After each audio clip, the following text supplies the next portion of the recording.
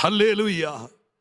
അങ്ങനെ ആരെങ്കിലും ദൈവത്തിന്റെ സന്നിധാനത്തിൽ സ്തോത്ര ഹല്ലേലൂയ അതീവ തീവ്രമായിരിക്കുന്ന നൊമ്പരത്തിലൂടെ ഇങ്ങനൊരു ജീവിത പങ്കാളി, ഇങ്ങനെ രണ്ട് മക്കള്, ഇങ്ങനെയുള്ള കുറെ കൂടപ്പുറപ്പുകള്, ഇങ്ങനെയുള്ള കുറെ അയൽവക്കക്കാര് കേൾക്കുന്നുണ്ടല്ലോ നിങ്ങൾ. ഇതൊക്കെ വെച്ചുകൊണ്ട് ഈ ബലഹീന ശരീരത്തിനകത്ത് പാറയിൽ പാർക്കാൻ പറഞ്ഞാൽ ഞങ്ങൾക്കത് താങ്ങാൻ പറ്റുന്നില്ല. എൻ്റെ നഖത്തിന്, എൻ്റെ പല്ലിന്, എൻ്റെ ആരോഗ്യത്തിന്, എൻ്റെ കഴിവിന് ഈ പറഞ്ഞ വ്യവസ്ഥകൾക്ക് തക്കവണ്ണം ഈ പാറയ്ക്കകത്തൊരു പാർപ്പിടമുണ്ടാക്കാൻ കഴിവില്ല. സ്തോത്രം എന്ന് സൃഷ്ടാവിനറിയാം. ഇനി ഞാൻ പറയുന്നത് ശ്രദ്ധിച്ചു കേട്ടോളണം. ഞാനും നിങ്ങളും ദൈവസന്നിധിയിൽ ആകാശം ഉരുണ്ട് താഴേക്ക് വന്നാലും ഒരു തീരുമാനം എടുത്താൽ മതി. തീരുമാനം ഇതാണ്: എൻ്റെ ദൈവം പറഞ്ഞിരിക്കുന്ന വ്യവസ്ഥയിൽ നിന്ന് ഒരു അഡ്ജസ്റ്റ്മെന്റിന് ഞാൻ തയ്യാറാകുന്നില്ല. അതിനി മരച്ചോട്ടി കിടന്ന് ചാവേണ്ട വന്നാലും, ഇനി ചാക്ക് വിരിച്ചു കിടന്ന് ജീവിതം തീർക്കേണ്ട വന്നാലും, ദൈവം പറഞ്ഞ വ്യവസ്ഥയിൽ നിന്ന്, ദൈവം പറഞ്ഞ വചനത്തിൽ നിന്ന്, ദൈവത്തിന്റെ ഉപദേശത്തിൽ നിന്ന് ഞാൻ മാറത്തില്ലെന്ന് നിന്റെ ബലഹീനതയിലും നീ തീരുമാനിക്കാൻ തയ്യാറാകാമോ? പിന്നെ എങ്ങനെ? ഇനി ഞാൻ പറയാം. പിന്നെ എങ്ങനെ കുഴിമുയൽ പാറയിൽ പാർക്കും? പ്രിയപ്പെട്ടവരെ, അവിടെ എഴുതിയിരിക്കുന്ന വാക്ക് പ്രഥമ ദൃഷ്ടിയാൽ ഇങ്ങനെയാണ്: കുഴിമുയൽ ശക്തിയില്ലാത്ത ജാതിയെങ്കിലും അത് പാറയിൽ പാർപ്പിടം ഉണ്ടാക്കുന്നു എന്നാണ്. അവിടെയാണ് എനിക്ക് കുറെ നേരം വലിയ എന്താ പറയാ പ്രതിസന്ധി നേരിട്ടത്, എങ്ങനെ ഇത് ഉണ്ടാക്കുമെന്ന്. ഇപ്പൊ ദൈവം കുറച്ചു നേരം കഴിഞ്ഞപ്പോൾ ദൈവത്തിന്റെ സ്വഭാവം കയറി ചെല്ലുന്ന വഴി ഒന്നും മറുപടി പറയുകയല്ല. കുറെ നേരം കരഞ്ഞും ധ്യാനിച്ചും സ്തോത്ര ഹല്ലേലൂയ ദൈവത്തോട് യാക്കോബിനെ പോലെ ഈ വിഷയത്തിമേ മല്ല് പിടിച്ചിരിക്കുമ്പോൾ സ്വർഗം തൻ്റെ മനസ്സ് തുറന്നു കാട്ടും. അപ്പൊ ദൈവത്തിന്റെ ആത്മാവ് എന്നോട് പറഞ്ഞു, മൊയല് തീരുമാനിക്കുകയാണ്, ദൈവം പറഞ്ഞ വ്യവസ്ഥയിൽ തന്നെ ഞാൻ പാർക്കത്തുള്ളൂ എന്ന് തീരുമാനിച്ചാൽ അടുത്ത ലെവല് ദൈവം തുറക്കും. ഞാൻ നിങ്ങളോട് പറയാം, ഞാൻ നിങ്ങളോടൊരു ദൂതല്ല പറയുന്നത്, നിന്റെ തീരുമാനത്തിലാണ് വഴി തുറക്കുന്നത്. നിന്റെ തീരുമാനത്തിലാണ് ദൈവത്തിന്റെ അത്ഭുതങ്ങൾ തുറക്കാനിടയാകുന്നത്. നീ എന്തിനും തയ്യാറാണെങ്കിൽ, നീ തലയും വാലും കാണിക്കാൻ തയ്യാറാണെങ്കിൽ നിനക്ക് വേണ്ടി പ്രവർത്തിക്കാൻ ദൈവം തയ്യാറല്ല. പക്ഷെ നീ ദൈവത്തിനെ വിശ്വസിച്ചുകൊണ്ട് ദൈവിക പ്രമാണത്തിൽ നിന്ന് മാറാതെ നിൽക്കാൻ തയ്യാറായ കാര്യങ്ങൾ നടക്കും. കേട്ടോളണം, പാറയിൽ മൊയൽ എന്ന് ചുരണ്ടിയാൽ കുഴി ഉണ്ടാകില്ല എന്ന സത്യം. പക്ഷേ ദൈവം ഒരു വ്യവസ്ഥ എഴുതിയിട്ടുണ്ടെങ്കിൽ ദൈവം തമ്പുരാനാണ് വാസ്തവത്തിൽ. എന്നെ കേൾക്കുന്നവർ ശ്രദ്ധിച്ചു, പാറയിൽ കുഴി എന്ന പാർപ്പിടം ഉണ്ടാക്കുന്നത് വാസ്തവത്തിൽ മൊയലല്ല, മൊയലും പിള്ളേരും കൂടി ചേർന്നല്ല. അങ്ങനെ ഒരു വ്യവസ്ഥ ഉണ്ടാക്കിയിട്ടുണ്ടെങ്കിൽ എൻ്റെ ദൈവം പാറയിൽ കുഴി ഉണ്ടാക്കിയിട്ടുണ്ടാവും. നിനക്കുള്ള സെറ്റിൽമെന്റ് അവിടെ ഒരു ട്രാൻസ്ലേഷനകത്ത് കണ്ടത് കുഴി എന്നല്ല, പാറയെ സെറ്റിൽ ചെയ്യുക. അവിടെ നിന്നെ കൊണ്ടുപോയി, അതായിരിക്കും കുറച്ചുകൂടെ നല്ല വാക്ക്. നിനക്ക് കഴിവില്ലായിരിക്കാം, നിനക്ക് കരുത്തില്ലായിരിക്കാം, പക്ഷെ നീ എൻ്റെ വാക്കനുസരിക്കാൻ തയ്യാറായാൽ, നീ എൻ്റെ വ്യവസ്ഥ പാലിക്കാൻ തയ്യാറായാൽ, നീ കാണാത്ത സ്ഥലത്ത് എൻ്റെ പ്രമാണം എന്താണോ അതിന് തക്കവണ്ണം ഞാൻ നിനക്ക് വേണ്ടി പാർപ്പിടം ഒരുക്കിയിട്ടുണ്ട്.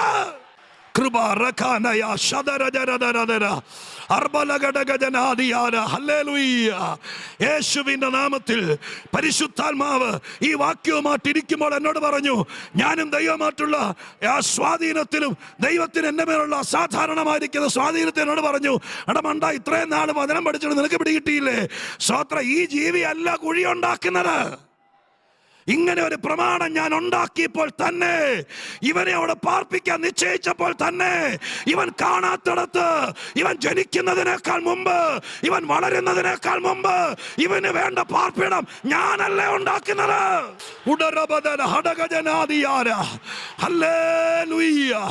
പരിശുദ്ധാത്മാവാം ദൈവം ഇന്ന് പകൽക്കാല വ്യവസ്ഥ പാലിക്കുന്നവർക്ക്, വചനം അനുസരിക്കുന്നവർക്ക്, ദൈവത്തിന്റെ പ്രമാണം വിട്ട് മാറാൻ മനസ്സില്ലാത്തവർക്ക്, അവിടെയാണ് ഈ ദൂതിന്റെ ഏറ്റവും പ്രധാനപ്പെട്ട ഹല്ലേലൂയ ത്രെഡ് കിടക്കുന്നത്. അവിടെ നിങ്ങൾക്ക് മനസ്സില്ല. നിങ്ങൾ ഇവിടെ വരുമ്പോൾ സ്തോത്രം പക്ക ആത്മനിറവിലൊക്കെ, വീട്ടിൽ ചെല്ലുമ്പോൾ നയം മാറുന്നെങ്കിൽ, ഞാൻ ആദ്യം ഇടയ്ക്ക് പറഞ്ഞു, നിങ്ങൾ കൈയടിച്ചെൻ്റെ ഇടയിൽ കേട്ടോന്നറിയില്ല, സാധാരണ പറഞ്ഞു കേട്ട തലയും വാലും കാണിക്കുന്ന നയമാണെങ്കിൽ നീ ഒരാഴ്ച മുഴുവൻ തപ്പി നടന്നാലും നിന്റെ സെറ്റിൽമെന്റ് കാണിയല്ല. പക്ഷെ നീ പറയണം, എന്നോട് കർത്താവ് പറഞ്ഞിട്ടുണ്ട്, നീ എത്ര ഗതികെട്ടാലും, സ്തോത്രം, ഗതികെട്ടാലും ഒരുത്തൻ്റെ മുമ്പിലും നിന്റെ ആത്മീക സ്റ്റാൻഡേർഡ് കളയത്തില്ല. എനിക്ക് സ്വർഗത്തിൽ ഒരു അപ്പനുണ്ടെന്നുള്ള വ്യവസ്ഥ ഞാൻ മറക്കില്ല. വിട്ടുപോകുന്നതിനെ ഒന്നിനെ ഞാൻ ഓർക്കത്തില്ല. അതിലേക്ക് മടങ്ങിപ്പോകാൻ ഞാൻ തയ്യാറാകില്ല. ദൈവത്തിന്റെ വ്യവസ്ഥയിൽ തന്നെ ഞാൻ നിൽക്കും. അതിന് താമസിക്കേണ്ടി വന്നാലും എൻ്റെ അശക്തിയൊന്നും അതിന് ഞാൻ കാരണമാക്കില്ല. അതിൽ ഞാൻ ഉറച്ചു നിൽക്കുമെന്ന് ദൈവസന്നിധിയിൽ തീരുമാനിക്കാമോ? തീരുമാനിക്കാമെങ്കിൽ സ്വർഗം പറയുന്നു, പരിശുദ്ധാത്മാവ് പറയുന്നു, ഈ പാറയിൽ നിന്നെ പാർപ്പിക്കേണ്ട കുഴി ഞാനാണ് ഉണ്ടാക്കുന്നത്.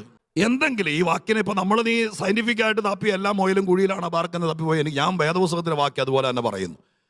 സ്തോത്രം, ഹല്ലേലൂയ. നിങ്ങളുടെ വീട്ടിൽ അടുക്കളപ്പുറത്ത് നിങ്ങൾ പാർപ്പിച്ചിരിക്കുന്ന മൊയിലിനെ ചിലപ്പോൾ കമ്പി വിലയ്ക്കകത്തായിരിക്കും വളർത്താൻ. ഇപ്പം ഞാനിപ്പോൾ എന്ത് ചെയ്യാനാണ്? ഞാൻ വേദപുസ്തകത്തിൻ്റെ വ്യവസ്ഥയാണ് പറയുന്നത്, ബൈബിൾ പറയുന്നത്. ദൈവം അങ്ങനെ ഒരു വ്യവസ്ഥ വെച്ചിട്ടുണ്ടെങ്കിൽ നിന്റെ ബലഹീന കരം കൊണ്ട് അത് ചെയ്യാൻ പറ്റില്ലെങ്കിലും നീ തീരുമാനിക്കുകയാണ്, ദൈവം പറഞ്ഞിടത്തേ പാർക്കത്തുള്ളൂ, ദൈവം പറഞ്ഞിടത്തേ നിൽക്കത്തുള്ളൂ, അവിടെയേ ഞാൻ ജീവിക്കത്തുള്ളൂ, ആ സ്ഥിതിയിലേ ഞാൻ നടക്കത്തുള്ളൂ, ആ സ്റ്റാൻഡേർഡ് ഞാൻ കീപ്പ് ചെയ്യും, എൻ്റെ മേൽ മണ്ണ് പറ്റാൻ ഞാൻ അനുവദിക്കുകയില്ല, പാറയിലേ ഞാൻ നിൽക്കത്തുള്ളൂ എന്ന് തീരുമാനിക്കാൻ തയ്യാറായാൽ നിനക്ക് വേണ്ടി ദൈവം പാറ പിളരും. ഹല്ലേലൂയ.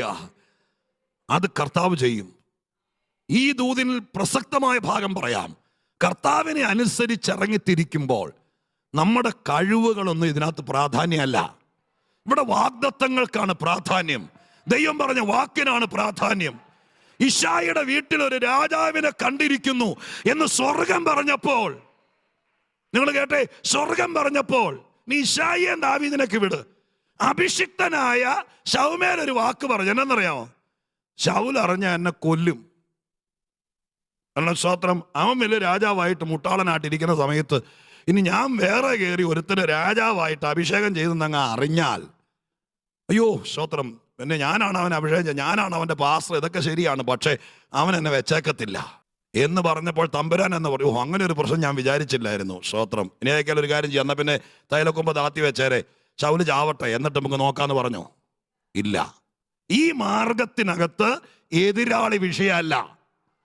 ഈ മാർഗത്തിനകത്ത് നിന്റെ ശത്രു പ്രബലനാണോ എന്ന് വിഷയമല്ല. നിന്റെ അപ്പുറം താമസിക്കുന്നവൻ ആരാന്ന് വിഷയമല്ല. നിന്റെ കയ്യിലെ പണം വിഷയമല്ല. നിന്റെ വീട്ടിൽ എന്തുണ്ടെന്നുള്ള വിഷയമല്ല. ഇവിടത്തെ വിഷയം ദൈവം പറഞ്ഞ വാക്കാണ്.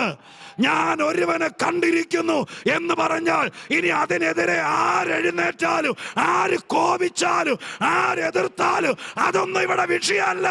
ഈ മാർഗത്തിന്റെ പ്രത്യേകത എന്റെ ശക്തിയല്ല, ദൈവത്തിന്റെ കൃപയാണ്. ശന്തനാദര ജഗൽക്കനാദര റൗഷബനാദിയാര. Hallelujah, hallelujah. ഇന്നത്തെ ദൂതിന്റെ പ്രധാനമായ പ്രൊഫറ്റിക് മേഖല, പ്രവചന മേഖല പറയാം. ഈ യോഗത്തിൽ തീരുമാനത്തോടെ ഉറച്ചു നിൽക്കാൻ തയ്യാറായാൽ സർവശക്തനായ ദൈവം നിന്നെയോ നിന്റെ സന്തതിയെയോ സെറ്റിൽ ചെയ്യുമെന്ന് പറഞ്ഞിരിക്കുന്ന സ്ഥാനം ഇതുവരെ നീ കണ്ടിട്ടില്ലായിരിക്കാം. പക്ഷെ ദൈവം ചില കുഴികൾ ഉണ്ടാക്കിയിട്ടുണ്ട്, പാറയിൽ കുഴികൾ ഉണ്ടാക്കിയിട്ടുണ്ട്. അതിനകത്ത് ദൈവം നിന്നെ കൊണ്ടുപോയി പാർപ്പിക്കാൻ പോകുകയാ. വിശ്വസിക്കുന്ന ദൈവമക്കൾ, കർത്താവ് ഒരുക്കിയിരിക്കുന്നത് അത് തന്നെ പറയുന്നത്, ഒരുക്കിയിരിക്കുന്നത്. ശബനരഗദന ഹടഗജനാദിയാര. ഒടയതമ്പുരാൻ ഒരുക്കിയിരിക്കുന്നിടത്ത് ദൈവം കൊണ്ടെത്തിക്കും. എന്തെങ്കിലും കലാമറ്റിയോ അല്ലെങ്കിൽ മറ്റെന്തെങ്കിലും കാര്യങ്ങൾ കൊണ്ടോ അല്ലെങ്കിൽ ആരെങ്കിലും നിമിത്തമോ പാറകളിൽ കുഴിയുണ്ടാകും. അത് ദൈവം ചെയ്തോളും.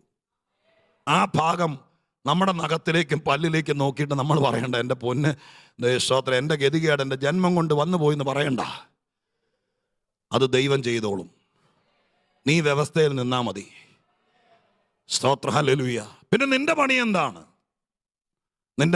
അതോടെ പറഞ്ഞ രണ്ട് കാര്യം പറയാൻ നേരമുള്ളൂ. അനുഗ്രഹീതനായ ദൈവദാസൻ നമ്മുടെ മധ്യത്തിൽ അതിശ്രേഷ്ഠമായ ദൈവിക ദൂതുമായിട്ടുള്ളത് കൊണ്ട് ഒന്ന് രണ്ട് കാര്യം കൂടി പറയാം. കേട്ടോളണേ. ഹല്ലേലൂയ.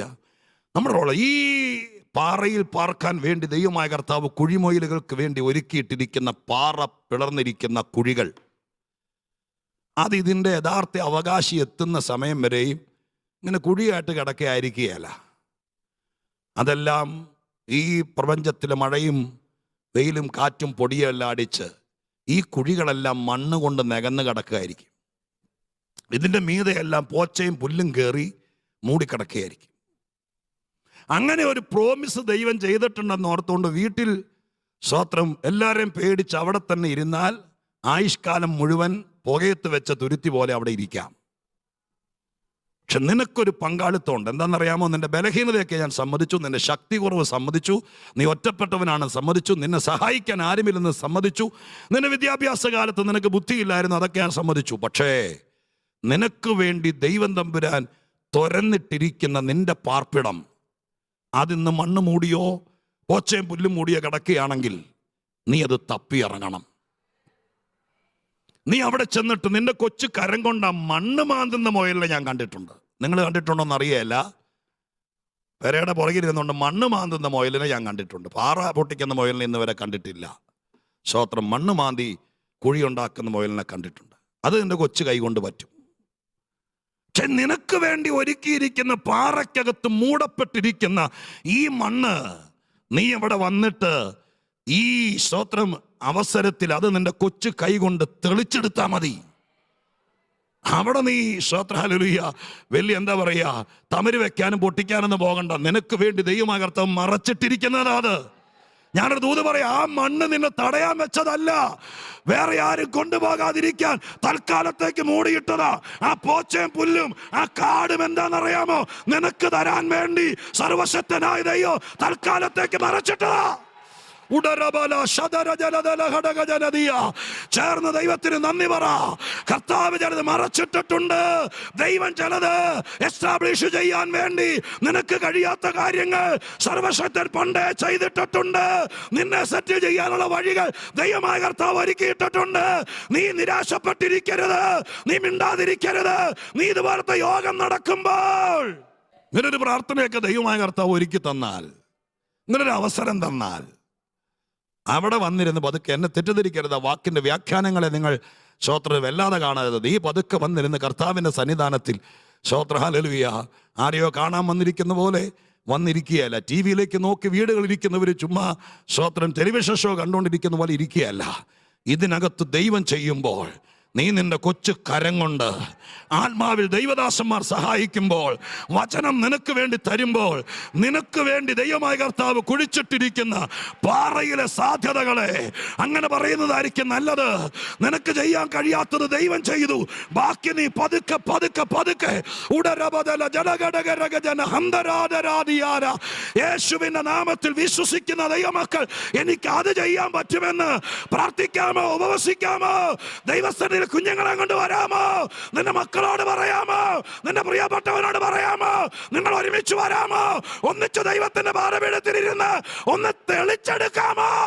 അത്രയും ചെയ്യാവോ?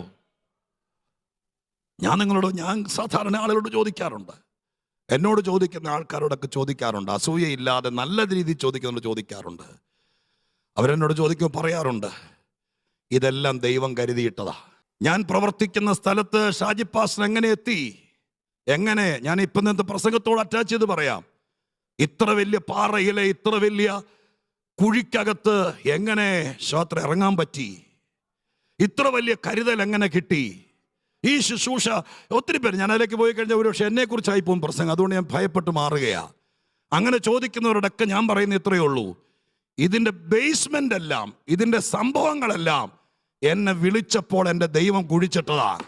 പിന്നെ ഒരു ദിവസം തൊപ്പിയും വെച്ചോണ്ട് നേരെ അങ്ങ് കയറി നിന്നല്ല അതിനർത്ഥം. പിന്നെയോ ഉപവാസങ്ങളിലും പ്രാർത്ഥനകളിലും അവസരം കിട്ടിയപ്പോഴെല്ലാം ദൈവദാസന്മാരുടെ കൂടെ ഇരിക്കാൻ, പ്രാർത്ഥിക്കുന്നവരുടെ കൂടെ നടക്കാൻ, സഭയുടെ അധ്യക്ഷന്മാരായിരുന്ന അനുഗ്രഹീതരുടെ കൂടെ നിൽക്കാൻ, കൃപയും ഉപദേശമുള്ളവരുടെ കൂടെ നടക്കാൻ അവസരം കിട്ടിയപ്പോഴെല്ലാം എന്നെ കൊണ്ട് കഴിയുന്നിടത്തോളം പ്രാർത്ഥനകളിലും ഉപവാസങ്ങളിലും എൻ്റെ വാഗ്ദത്തങ്ങളിൽ മണ്ണ് വീണ് കടന്നത്, എൻ്റെ അനുഗ്രഹത്തിൻ്റെ സെറ്റിൽമെന്റുകൾ പൊടിമണ്ണ് വീണ് കടന്നത്, സ്തോത്രം, ഞാൻ ആരെയും ഏൽപ്പിക്കാതെ അതിനെ തെളിച്ചെടുത്തു. അതിൻ്റെ പുറത്ത് കാട് മൂടിക്കിടന്നതെല്ലാം പ്രാർത്ഥനകളിൽ ഉപവാസങ്ങളിൽ സ്തോത്രം വലിച്ചു പറിച്ചു. എൻ്റെ ജീവിതത്തിൽ, എൻ്റെ തലമുറയുടെ ജീവിതത്തിൽ, എൻ്റെ കുടുംബത്തിൽ, എൻ്റെ ശുശ്രൂഷയിൽ സ്വർഗസ്ഥനായ ദൈവം വെച്ചിരിക്കുന്ന വ്യവസ്ഥകൾ അവൻ പോഷ്ക്ക് പറയാത്ത ദൈവമാണെങ്കിൽ അത് സംഭവിക്കുമെന്ന് വിശ്വസിച്ചിട്ട് അതിന്റെ വാഗ്ദത്ത നിവർത്തിക്ക് വേണ്ടി അശ്രാന്ത പരിശ്രമം രാവും പകലും നടത്തി. ഹല്ലേലൂയ.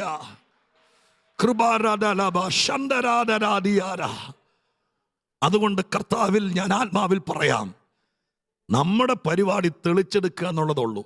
കുഴിമുയിലിന്റെ പരിപാടി, സ്തോത്രം, നിരാശപ്പെട്ട് നെഞ്ചും തിരുമ്മിക്കൊണ്ട് ഒരു ഒടുക്കത്തെ നിയമം എഴുതി വെച്ചു കൊണ്ട് ജീവിക്കാൻ പറ്റിയെന്നും പറഞ്ഞുകൊണ്ട് ഉപദേശിയൻ ദൈവത്തെ ചീത്ത വിളിച്ചുകൊണ്ട് ജീവിതം തീർക്കുന്നതിനേക്കാൾ നല്ലത് നീ ദൈവവചനത്തെ വിശ്വസിക്കുക. പറഞ്ഞത് ദൈവമാണെങ്കിൽ. കുഴിമുയൽ മണ്ണിൽ പാർക്കില്ല, അത് പന്നി കിടക്കുന്നത് പോലെ ചെളിക്കുഴി കിടക്കത്തില്ല. അതാരാണ്ടേയും സ്വത്രം അടിയാളനായിട്ട് വെല്ലവന്റെ ചായ്പിനകത്തും വെല്ലവന്റെ വേഷിനകത്തും പോയി എലി കിടക്കും പോലെ കിടക്കത്തില്ല.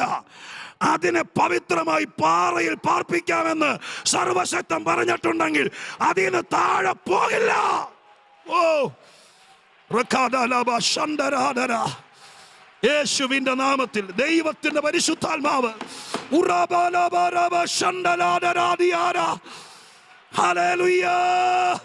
ദൈവം വിശ്വസ്തൻ, ദൈവം വിശ്വസ്തൻ, ദൈവം വിശ്വസ്തൻ. ഹല്ലേലൂയ. ആ പാറയ്ക്കകത്ത് ദൈവമായ കർത്താവ് ഇതെല്ലാം കരുതിയിട്ടുണ്ട്. അതുകൊണ്ട് പതുക്കെ പ്രാർത്ഥിക്കാൻ അവസരം കിട്ടി. ആരെങ്കിലും ഒരാളുടെ പ്രാർത്ഥിക്കാൻ വേണ്ടി വിഷയം കൊടുത്തിട്ട് പൗരുഷനിലെ കർത്തൃദാസന്മാരൊക്കെ ഇവിടെ സ്തോത്രം തുടർമാനമായ പ്രാർത്ഥന താഴെ പ്രയർ ചേമ്പറിലൊക്കെ ദൈവദാസന്മാർ വന്നിരുന്നു. ഇവിടേക്ക് വരുന്ന എല്ലാ വിഷയം അങ്ങനെ ചാറ്റ് ബോക്സിലേക്ക് 4 വിഷയം അയച്ചിട്ട് നിനക്ക് സെറ്റിൽമെന്റ് ഉണ്ടാകുമെന്നും വിചാരിച്ചുകൊണ്ട് കാലം നീട്ടിയിരിക്കണ്ട. അതിനകത്ത് തെറ്റൊന്നുമില്ല. പക്ഷേ ഇന്നത്തെ ദൂത് ഞാൻ പറയാം, കർത്താവ് നിനക്ക് പറ്റാത്ത കാര്യം ആരെ കൊണ്ടോ കുടിച്ചിട്ടിട്ടുണ്ട്. അതിൻ്റെ മീതെ കിടക്കുന്ന മണ്ണും പൊടിയും അതിൻ്റെ മീതെ കയറി കിടക്കുന്ന കരിയിലെയും പോച്ചയും അതെല്ലാം നീ ആത്മാവിലിരുന്നുകൊണ്ട് വലിച്ചു പറച്ച് നീയും നിന്റെ പിള്ളേരും കൂടി ഒരുമിച്ചിരുന്ന് കണ്ണുനീരോടെ ചില ദിവസങ്ങളിലെടുത്ത് ഈ ഉപവാസ പ്രാർത്ഥനയിൽ, ഈ ഓഗസ്റ്റ് മാസത്തിലെ ഉപവാസ പ്രാർത്ഥനയിലെ പ്രത്യേക മെസ്സേജ് ദൈവം തരികയാ. 5-ാം ദിവസം നീ തീരുമാനിക്ക, എന്റെ ദൈവത്തിന്റെ സന്നിധിയിൽ കർത്താവ് നിന്റെ സ്റ്റാൻഡേർഡ് കുറയ്ക്കത്തില്ല.